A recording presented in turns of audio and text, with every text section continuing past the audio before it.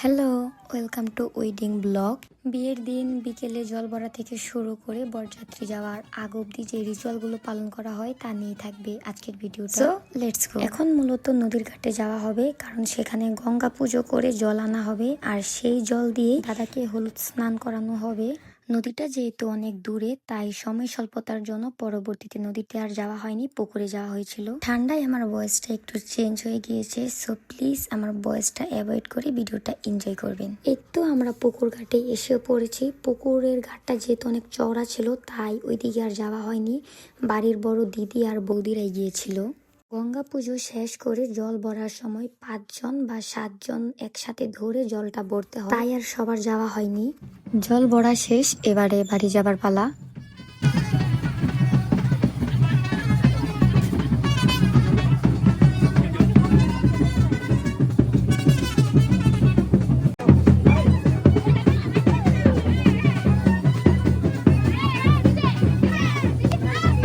এই তো বাড়িতে এসে পড়ছি। সরি, এখানে কিছু ক্লিপ মিসিং আছে।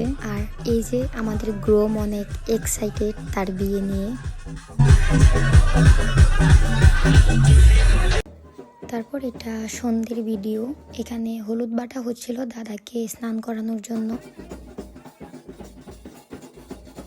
এই তো নিয়ম অনুযায়ী পিসি মাথায় কোলো নিয়ে বের হচ্ছে, আর জামাইবাবুরাও দাদাকে কোলে করে নিয়েই বের করলো।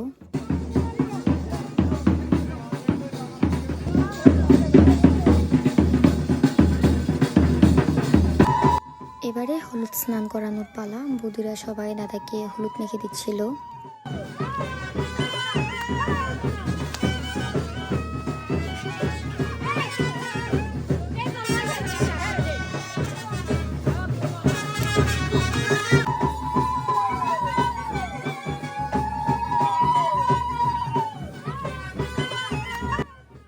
তারপর এই তো পুকুর থেকে যে জল আনা হয়েছিল সেই জল দিয়ে দাদাকে স্নান করানো হচ্ছে।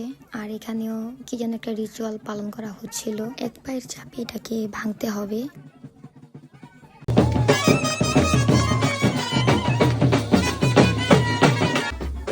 এই তো স্নান শেষ, এবারে দাদাকে রেডি করানো হবে বরবেশে। বরযাত্রী অর্থাৎ মেয়ের বাড়িতে রওনা দেওয়ার আগে পিসিমণি মানে বরের মা বরকে এখানে খাইয়ে দিচ্ছিল, এবং একে একে বড় জ্যেষ্ঠরা সবাই দান দুর্বা দিয়ে আশীর্বাদ করবে। এটাও আমাদের একটা রিচুয়াল। তাহলে এই পর্যন্ত বরযাত্রী যাওয়া থেকে শুরু করে বিয়ে সবকিছু থাকবে নেক্সট ভিডিওতে। সবাই ভালো থাকবেন, সুস্থ থাকবেন, টাটা।